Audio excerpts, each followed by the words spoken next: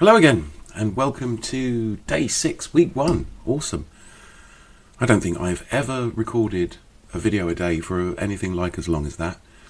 So that's awesome. I'm really enjoying it. So the weather was awful, but I'm pleased to say I still got out and went for my walk, even though I kind of went out for like about 7 minutes and then turned around and came back. And you'll probably see that in the footage if I ramble on for too long. Okay. So, I've managed to get all sorts of things done and been in a much more productive mindset ever since I started this, so yeah. And I've got more done this week than any previous week I can remember. You know, literally just tidying the house, being more organised, fixing stuff, and my house is a pigsty. So things are getting better just as a result of this weekly exercise. It sort of like gives you more energy. It really does. The PT instructors weren't lying. So I'm getting really good at preparing to do things and planning. I went out and shot a gig at a local, well, not a local pub, a pub the other night.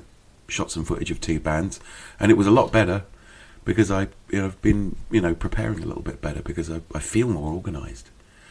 So I guess my planning brain cells got to work out as well as my legs this week.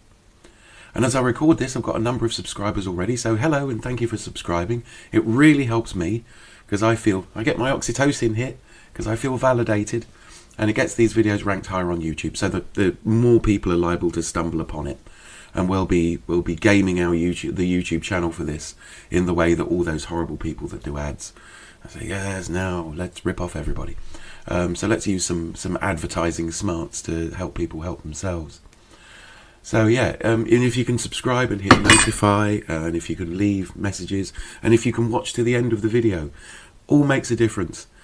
Well, the Google AI that runs YouTube wants to help us because AIs are friendly that way. So the more people that get to do this, the better. Imagine just a world where a significant number of people are happier and know how to, and even if they're only doing it for themselves, are just nicer to each other just to get that oxytocin hit.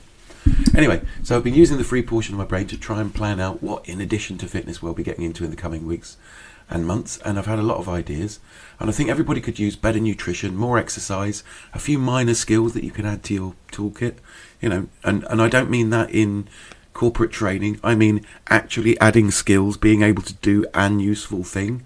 We'll have a look at lock picking, we'll have a look at firelighting and stuff like that, have a look at a little bit of the Ray Mearsey bushcraft type thing.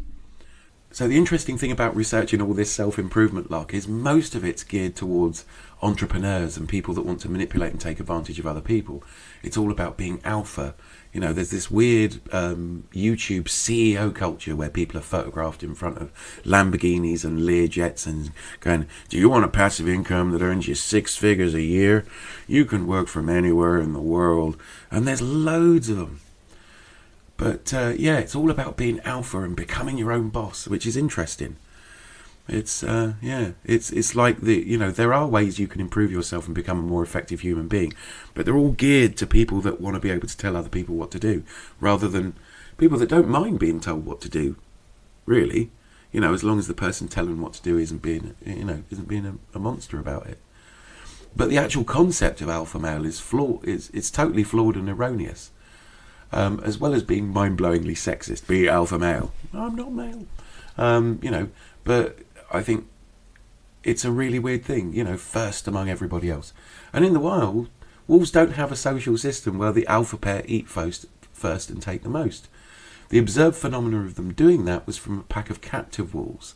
In the wild, the pack feeds everyone else first, including the old, the young, the sick, nursing mothers, before the lead wolves eat. And like the title of the Simon Sinek book says, leaders eat last. And that's really true. It's a really good book if you can get it. Maybe we can do a useful library page and get some stuff. Possibly if you want to buy that or you want to find it. If you're good at finding things online, that's better. But I might start including links and stuff like that if you really want to get hold of it. It is a good book. I've been listening to the audiobook version of it this week. And it has some really interesting things to say. And in fact, the next time you hear someone going on about fighting off competitors and becoming alpha and taking a larger share of whatever resource they're going on about, or money or attention or access to the opposite sex, you might want to think about how it might only be mentally stressed, aggressive wolves going against their natural urge to look after their pack first, that fight to be leaders instead of everybody. You know, if there are leaders in your group and they're good at it, you'd naturally turn to them first. I'd be totally happy. If somebody knows more about a skill than me, I'll listen to them, but not if they're going to be dicks about it. So if a leader makes absolutely sure that the people they lead and are well looked after before they attend to their own needs, that respect for leadership is justly earned. And I have to say, you do see it in the military. I've been around some military people, and the way that their leadership works is that they really are looking after the people that look to them for instruction. And if they don't, their leadership is weak and dangerous. It's flawed, and will get the people that are the people that are following that leader hurt, or it'll hurt them in some way. So I wonder which brain chemical, going back to previous videos, occurs when someone takes advantage of other people or oppresses them in order to feel more powerful. More research needed, I suppose. But hey, we're getting there. New things learned, I guess, and I've specifically designed this holistic fitness course. That sounds so stupid, but it is. It's like all the fitness, body, mind, dietary. Let's really go for the whole noggin and see what, whether there's a route to becoming a person that's more powerful, up to your potential. And we'll be talking about that tomorrow. So I've designed it to be as gentle a slope as possible, so we can all get to the top of the mountain, not just the people who've got a drive to beat everybody else to the top. And I want everybody to get there and surpass what they thought they could achieve.